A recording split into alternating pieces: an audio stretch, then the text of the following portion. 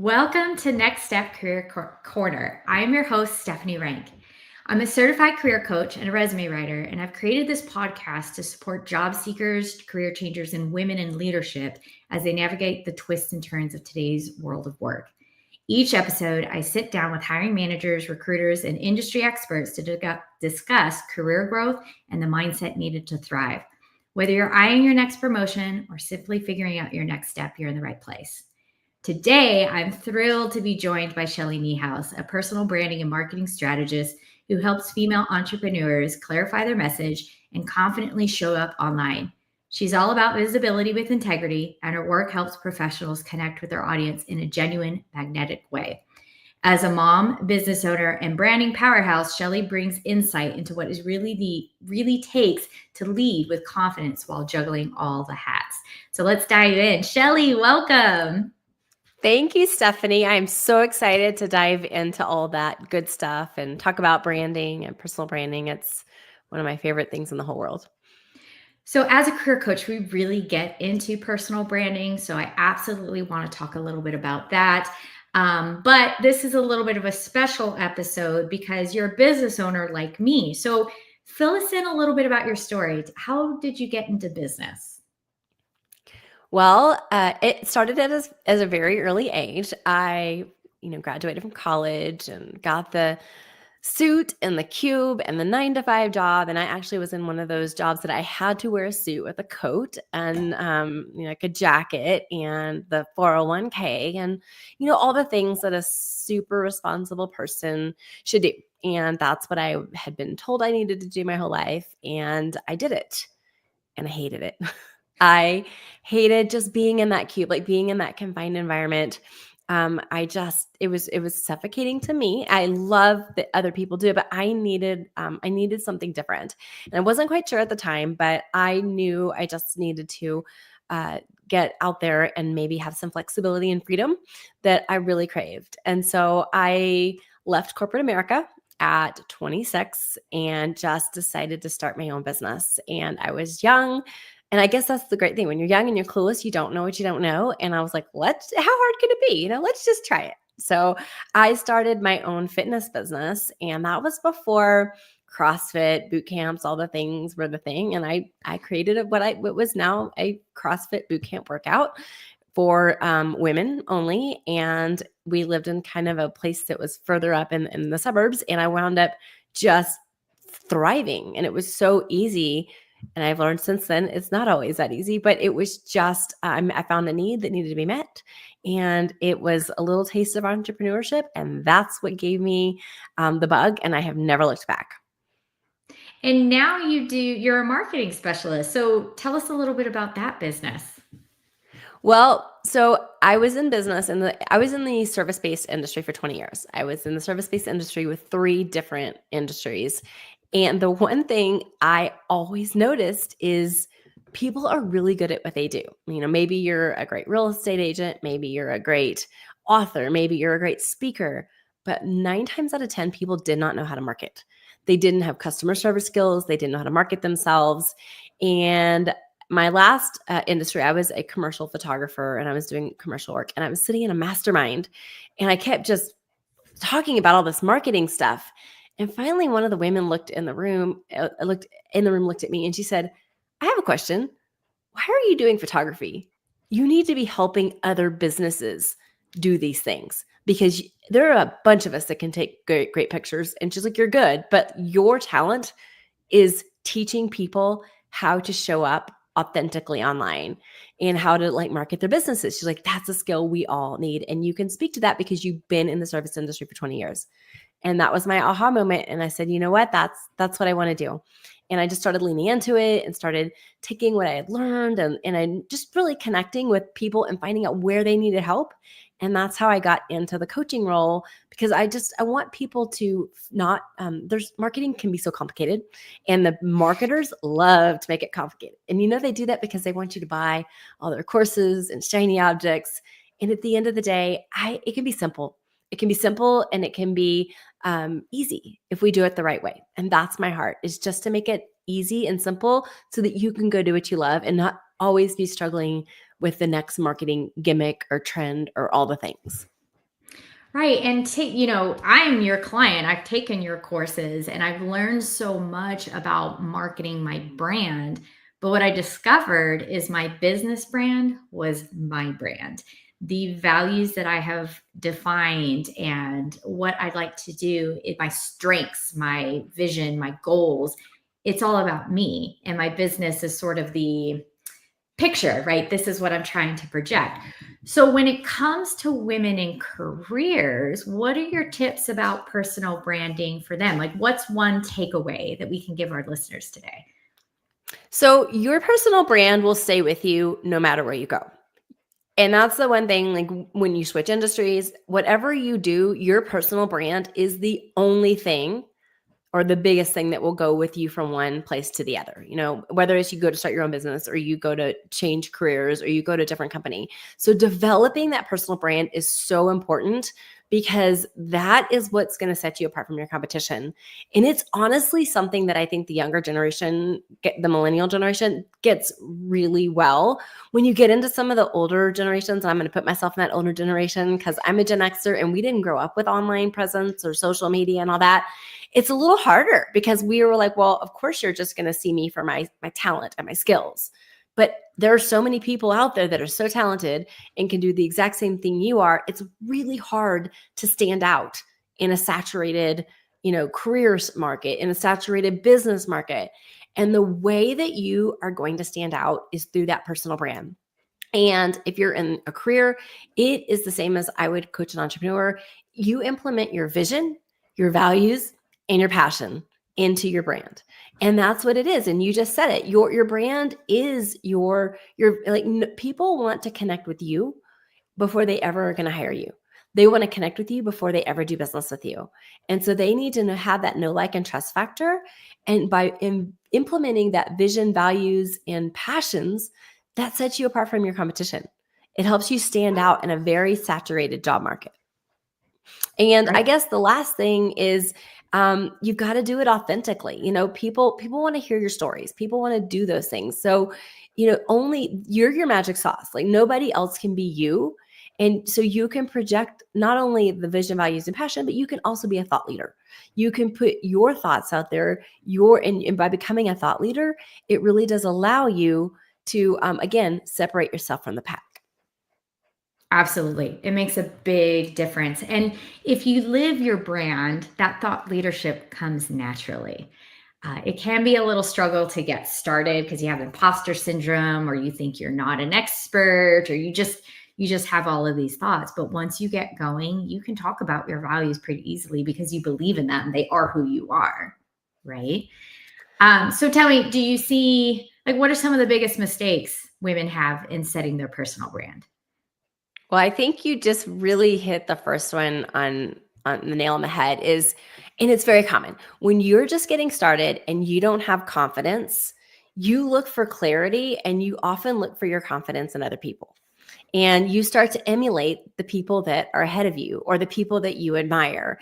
And I have seen it in every industry. I've seen, and that, it's kind of part of the evolution of getting your personal brand, but you start to look at the people that you look up to and you maybe incorporate their languaging or you incorporate their style or, you think, well, if it worked for them, it'll work for me.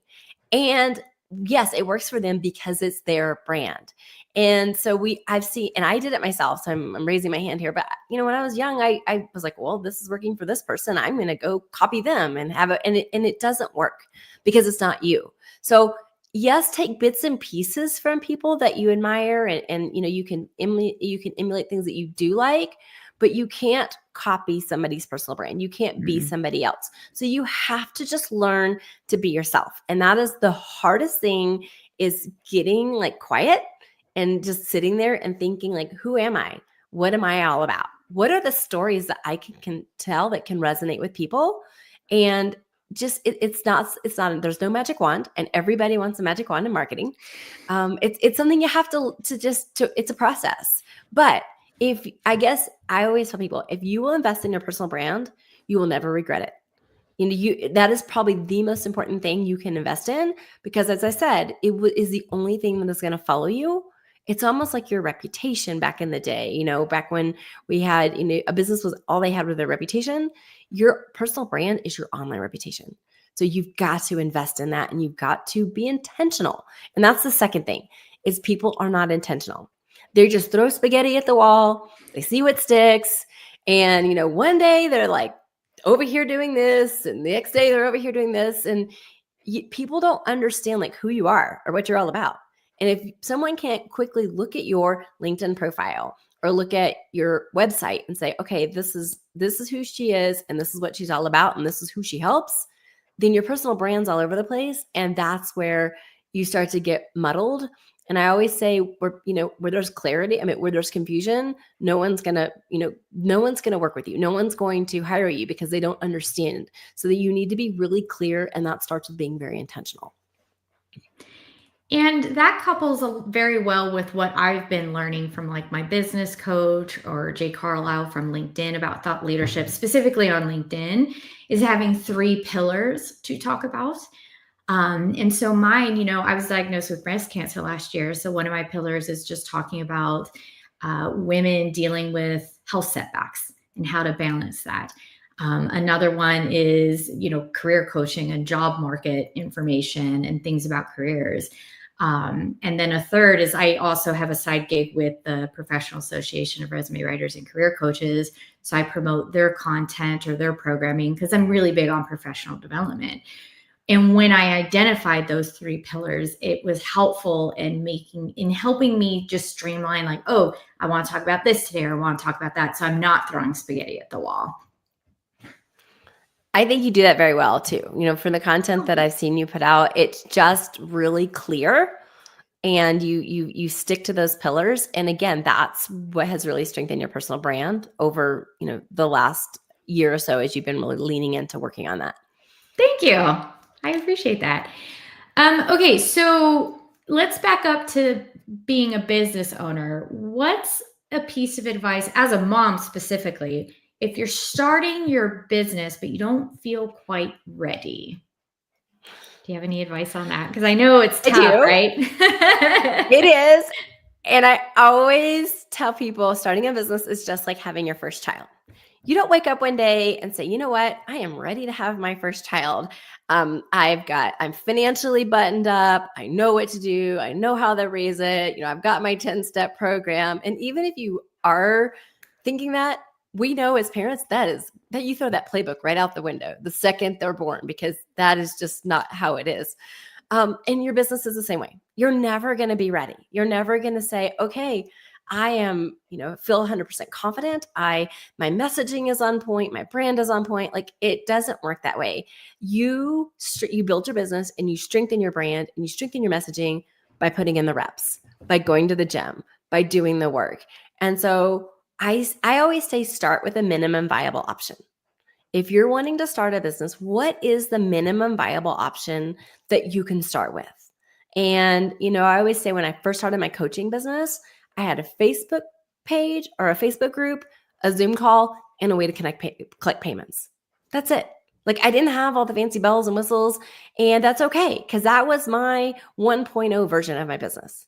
And now that I've had a chance to learn and evolve, mine looks very differently. But you can't start your business on day one and compare it to where I am, 3 to 5 years in. And we can't do that. So what is your minimum viable option? What does that look like? And just get off the sidelines, get yourself out of park, start moving.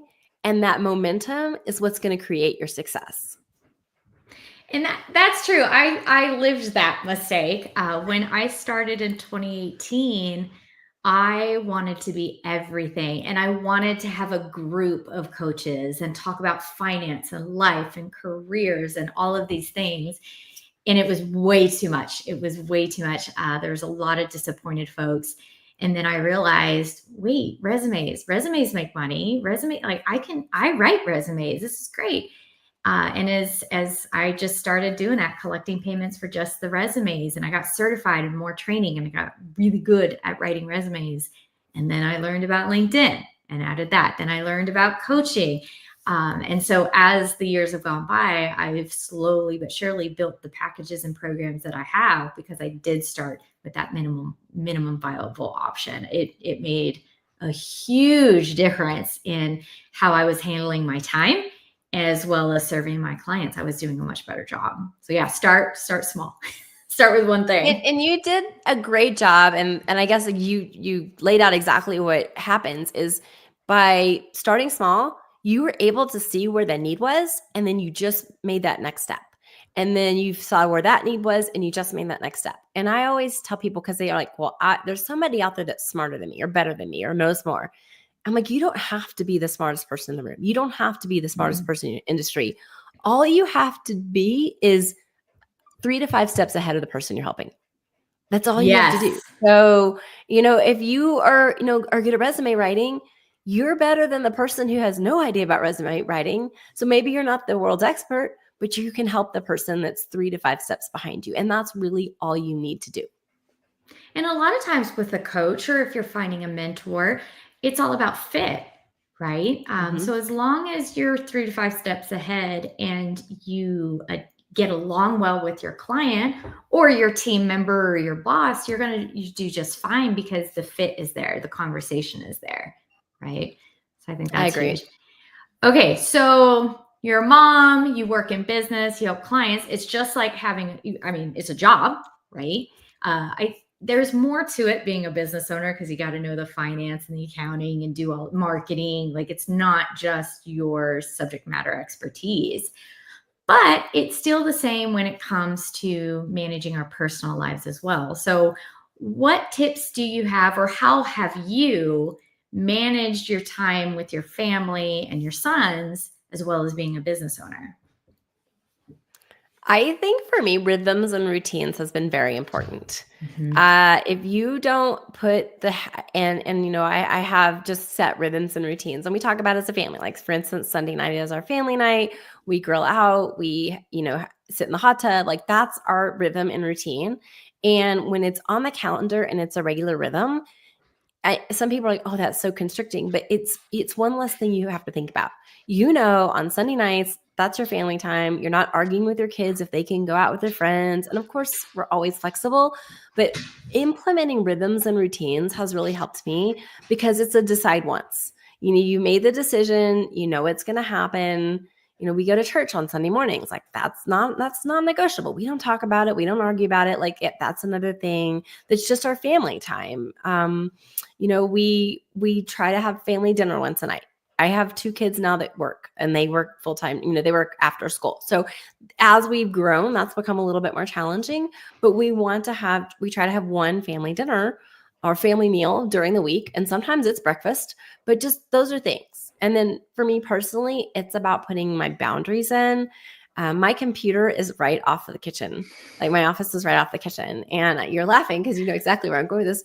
It's so easy to be like stirring the spaghetti and like, oh my goodness, I need to go send this email. And you run in there, you check an email, and before you know it, the spaghetti is like boiling over, and the bread's burned, and you got wrapped up in your. And so I have started powering my computer down at night. Like, when I'm done, I shut it off, like completely shut it off, so that I can't go and jump on the computer and do one more email or one more thing like that. And I've also taken, Facebook and Instagram off my phone, because again, I don't want to be on that. So, and I actually, I take my email off my phone on the weekends, because I just have to have those boundaries, because I know myself. And if I don't put those boundaries in, and I don't want to waste my willpower on that.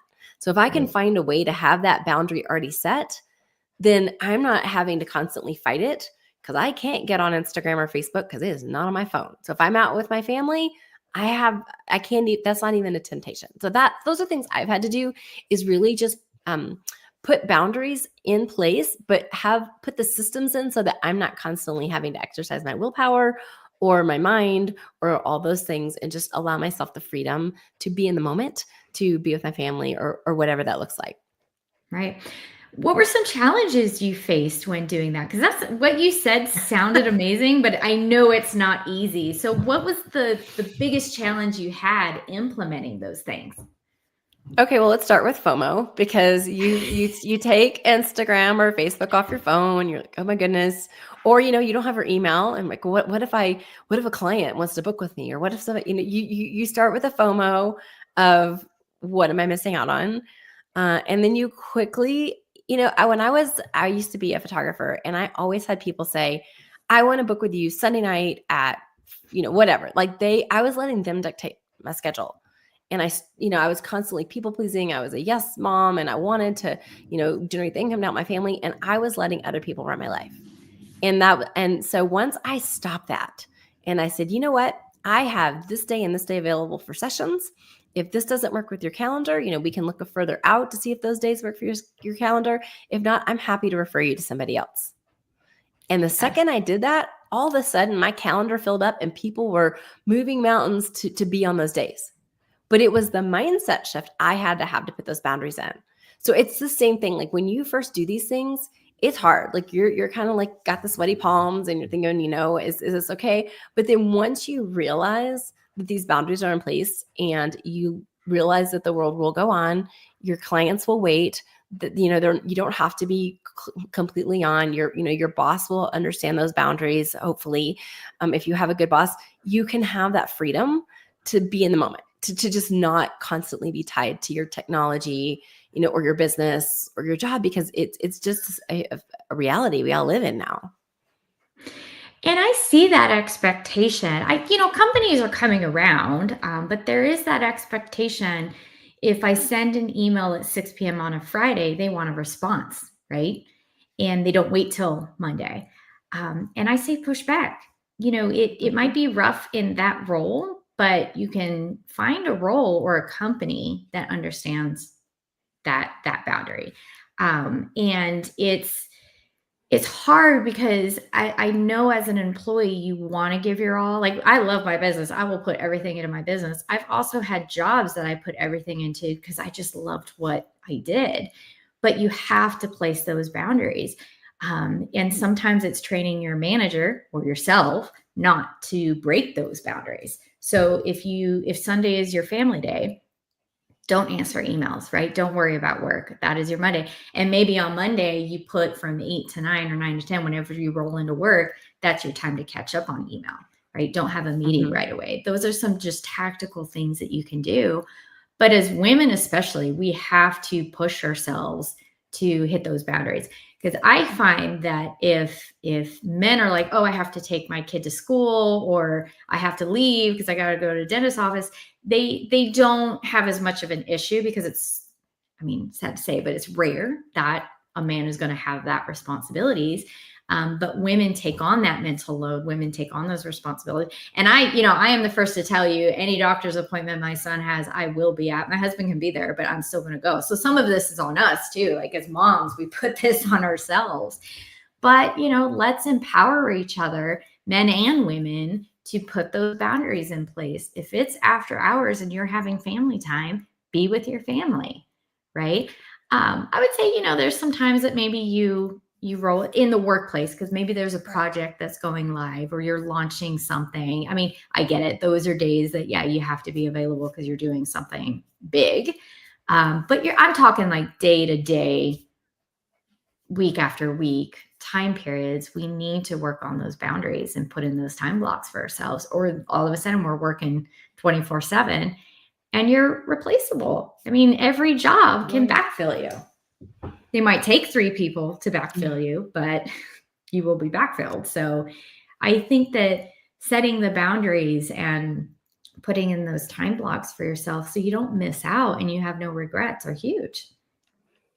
I think you're right. And I'm sitting from, I guess, hindsight's 2020. I have 2 twin boys that are about to graduate in 2 weeks, and they are going to walk across the stage and they're leaving for college. And I'm going from this mom mode to being an empty nester because they're my only 2. And had I kept the original pace and the no boundaries that I had in my early, and we all have to learn. So I'm giving myself grace. I think I would be sitting now with a lot of regret and a lot of remorse for what I missed out on. but I was able, and the pandemic helped us all kind of reset our boundaries. Mm-hmm. So, it just reshifted our priorities. And I'm so glad that I was able to be there for them in, sixth grade through 12th grade and just be the mom that I wanted to be for them. Yeah. Yeah. Okay. So as we wrap up, what is your number one tip on balancing motherhood and business, or maybe a personal branding tip? What's your number one takeaway? I'm going to give two quick ones. I think you can have it all. You just can't have it all at once. So you can Yes. choose what you have to lean into what you want in this season. And so right now I'm in a season where I want to be with my kids. They're seniors. And so I've kind of taken my foot off the gas, and I'm okay with that because there will be a season for me to put my foot back on the gas again and work. So I don't really believe in work balance. Like, you can't have it all perfectly balanced. But you can if you look at it as a more holistic view of how you go through your seasons of life. And my personal brand tip is everyone needs a personal brand. No matter if you're just graduating from college and you are just about to launch into the professional world, or you're a business owner, or you're a thought leader or an author, like, you need a personal brand. In fact, my number one most downloaded episode of the Marketing Tips for Small Business podcast is episode 46, What is a Personal Brand and Why You Need One?